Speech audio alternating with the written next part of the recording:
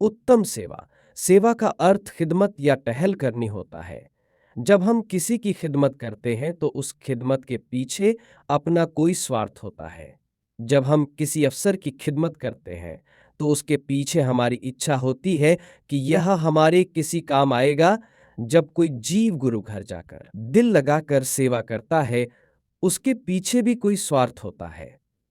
कुछ तो इस स्वार्थ को लेकर सेवा करते हैं कि मेरा काम काज चल पड़े या मेरी नौकरी लग जाए या मेरा विदेश का वीजा लग जाए, मेरा घर बार ठीक रहे। कुछ ऐसे हैं जो सेवा करते हैं बस उनको यही अच्छा लगता है। इससे ऊपर वे हैं जो हाथों से सेवा भी करते हैं और अपनी जेब के अनुसार पैसा भी खर्च कर दो। हाथों से सेवा करते समय प्रभु की भक्ति भी करते हैं। जब जीव संगत की सेवा प्रभु सेवा समझकर करता है तो उसके साथ हमदर्दी और स्नेह बनता है। संगत के लिए हमदर्दी और स्नेह ही ईश्वर तक ले जाता है। ऐसी सेवा बहुत कम लोगों के हिस्से में आती है। यह सेवा भाई कन्हैया जी के हिस्से आई। भाई कन्हैया जी के जीवन से अंदाजा लगा लें किस अवस्था में पहुंचकर ईश्वर की सेवा होती है। सेवा करत होई नेहकामी तिसको होत परापत स्वामी, पृष्ठ 286। मात्र 5% ऐसे हैं जो यह समझकर सेवा करते हैं। यह सेवा जीवों की सेवा नहीं, यह तो भगवान की सेवा है। या इस तरह समझ लो, ईश्वर के जीवों की सेवा ही प्रभु सेवा है। जरूरतमंद की सहायता भी प्रभु सेवा है। जरूरतमंद की सहायता आप इस तरह भी समझ सकते हैं, आप ईश्वर के काम में उसका हाथ बंटा रहे हो। इस प्रकार करने से तथा प्रभु की भक्ति करने से और सही मार्ग पर चलने से आप ईश्वर के नजदीक हो रहे होते हैं।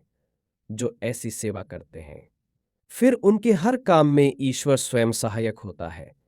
बाबा जी फरमाते हैं, इस तरह की ही एक और उत्तम सेवा है, वह गुरमुख जन संत साधु की सेवा है।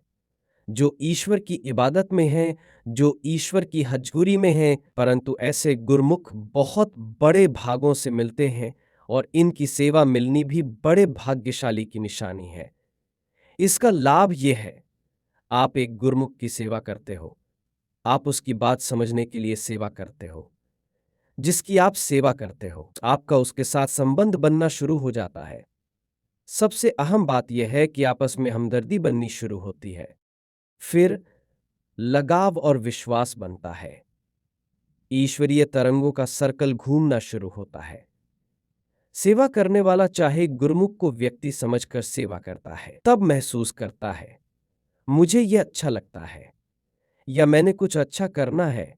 सेवा करने वाले के पास इस बात का ज्ञान नहीं होता। ईश्वरीय तरंग का सर्कल किस तरह मुकम्मल होता है, परंतु एक बात सुनिश्चित है, उसको वहां से ऊर्जा मिलती है। जब एक दूसरे के साथ स्नेह बनता है, स्नेह के साथ सांझ बनती है। सेवा करने वाले के पास कोई दाव पेच नहीं, सांझ स्नेह के साथ सर्कल बनना शुरू हो जाता है। सांझ से हमदर्दी बनती है और जीव व्यक्ति पर केंद्रित होता है।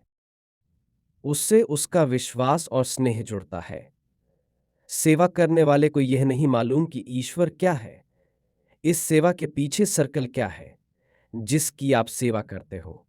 सेवा के साथ हमदर्दी बनती है और घनिष्ठ संबंध पैदा होता है। गुरमुख टिकाव में है, वह प्रभु के साथ जुड़ता है, असीम के साथ जुड़ता है और आप व्यक्ति के साथ जुड़ते हो। गहरे संबंध के कारण उसकी नीयत में वह जीव आ जाता है और सर्कट बनना आरंभ हो जाता है।